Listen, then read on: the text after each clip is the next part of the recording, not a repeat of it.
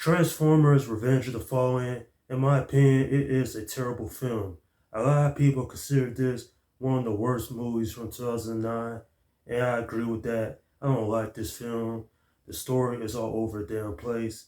And this is a quick dive into mediocrity that this sequel really is all about. And when I say mediocrity, it's warranted. In fact, this film is so atrocious, it won Worst Picture at the 30th Annual Raspberry Awards. And that says a lot. Simply because of the characters, the story, and the absurdness of everything that goes on in this film. So the story of this movie is it takes place 2 years later. Sam Witwicky is going off to college. He don't want nothing to do with the war between the Decepticons and Autobots. But trouble arises when Sam touches a piece of the Allspark and he starts getting symbols of their alien language. First of all, what? He was touching the Allspark for a good part of the first movie and he didn't get any symbols he was seeing in his mind. Seriously, this is some lazy writing if I ever seen any. Man, the whole plot of this film is laughably bad. Especially considering I don't like a whole lot of these characters in the movie, especially Leo. Comment or speculating. We're supposed to cohabitate? No, listen, okay? Don't be sucking the sack, bro. Which sack? Look, the ball sack. Dude, what kind of tool are you? Mainstream media sack. They're lying to us, all right? What is this? It's Vegas. You guys okay? Yeah. Hey! I think we're in Vegas!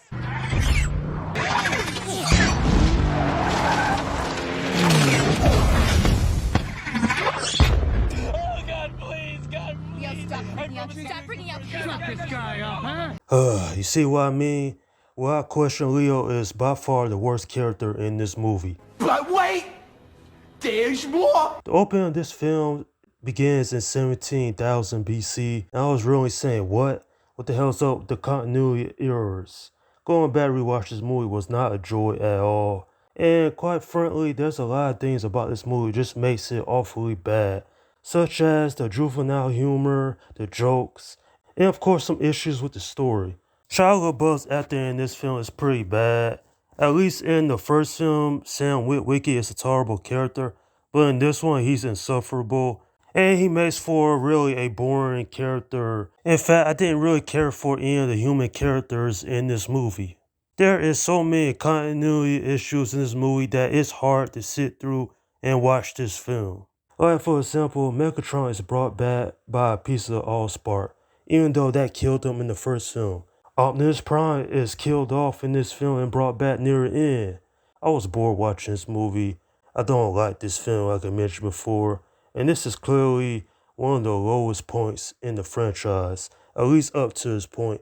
At least with the first film, you can have fun with that, you not take it too seriously.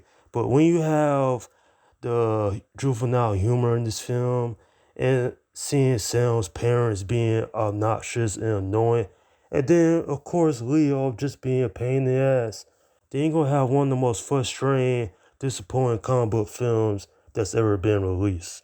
Do yourself a favor, if you've never seen this film, stay far away from this movie because trust me, it is not worth your time. The inconsistencies, the recons, and the lack of likable characters weren't the only issues I had with this film. John Turturro, who had played Seymour in the first movie, returns in this. And well, that scene where he actually takes his pants off, I was saying like, really, Michael Bay, what the hell was that? That's not even the worst part of the film. Worst part of the film to me is when Sam Witwicky dies and well, he comes back. Really? We gonna get this, we kill off the main character and bring him back. What the hell is that? I saw this movie in theaters back in 2009, and I must say that I hated then and I hate this movie now. Going back to rewatch this movie was just a pain. And since when the hell does Decepticons transform into human beings? What is that? That was never explained in the first movie, and they never get an explanation in this one. I mean, it's no surprise because the script to this film was written in 3 weeks. Yeah, that's right, you heard that right. 3 weeks. All because of the 2007 riot strike. Like, it's like Michael Bay didn't really understand Transformers. The first film, he get past for that because that is entertaining. This one doesn't have any entertaining moments. Well, not truly. It does have one where they fight in the woods when Optimus Prime fights the Fallen, who is a new character in this franchise, and basically he wants to wipe out the Earth. This film is just atrocious, and I did not have a good time rewatching this movie for this review. Nonetheless, though, at the end of the day, this is a horrible film, and quite frankly, I just can't stand this movie whatsoever. I'm giving this film a 5 out of 10. Without question, a huge dumpster fire. You know, one thing I wanted to point out as well is that Skids and Mudflap, who are two Autobots in this movie, why it had to be racist? What is that, man? This whole story is just a giant waste of time. We focus more on the boring characters than we do on the Transformers. Nonetheless, there are two things I did like about this movie, though. The visual effects look great, and the sound design was good as well. This movie does no favors whatsoever, and quite frankly, I just didn't care a whole lot about this film.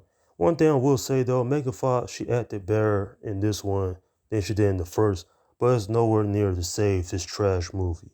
And that's my review of Transformers: Revenge of the Fallen. Okay, leave your comments down below in the section, and let me know what you think about this film. Up next will be my review of Transformers: Dark of the Moon. Alright, this is Slim Guy 172 saying, peace out.